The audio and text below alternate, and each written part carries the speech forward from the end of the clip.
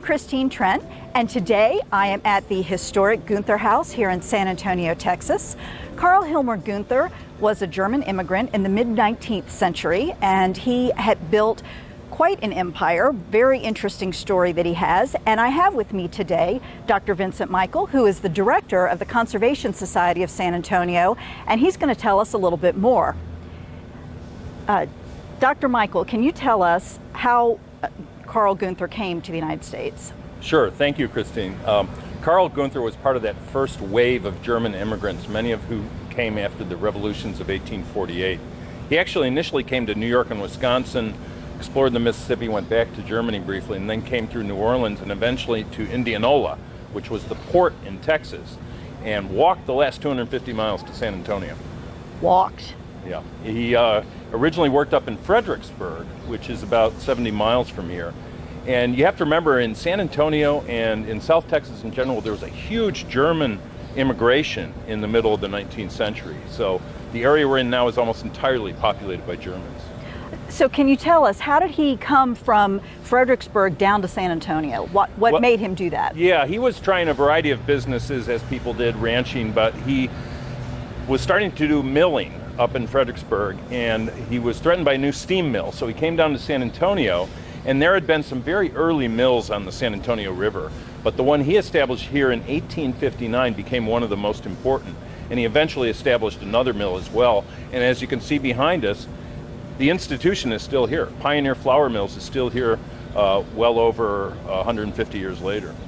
And I can tell you, I live on the East Coast in Maryland, and I see Pioneer Flour products in my local grocery stores. So it must be a national brand, if not an international brand. It is. The beautiful castle building behind us dates from the 1920s. But yeah, Pioneer was famous for their biscuits and other treats, and I always recommend the cinnamon rolls here. Because there is a restaurant. So what can you tell us about the house itself? Well, initially, Karl Hilmar Guenther built a one-story stone house, limestone, big rough limestone. You see a lot of the early houses here in San Antonio were made of that limestone. In about 1860, about 1890, the house got the appearance you see today. His son Erhard sort of added a lot to it, and that's the two-story portion in the back was added about 1890, and the green tile roof, which is really quite nice. But it's such a historic location right here on the San Antonio River, and the house has been marvelously restored in 1988 when it opened as a restaurant, shop, and museum. And talking just a little bit about Karl Guenther himself, I understand he was sort of escaping an arranged marriage in Germany. Do you know about that? That's probably true. Most people who came to Texas early on were escaping something. But he got married here and had a family. He got married and had, I think, 8 children here. And it was very easy for the Germans to find other Germans in San Antonio or the Hill Country, Fredericksburg, New Braunfels, the nearby communities. And you see a lot of connection between the Hill Country and San Antonio. A lot of the people who started out up there came down to the growing city of San Antonio, which for much of its history was the largest city in Texas. And so the property today, is it still owned by the Guenther family? How is it passed down? Yeah, so the Guenther family still exists, is still involved. I think the corporation was sold a few years ago to a larger food corporation. But if you come here to the Guenther House, you can see that family history, and they are still involved in the operations, as I understand. And so speaking of the house, what can you tell us about the architecture and the design of the home itself? Yeah, initially, I mean, built in 1860, most houses at that time were what we call an Italianate style.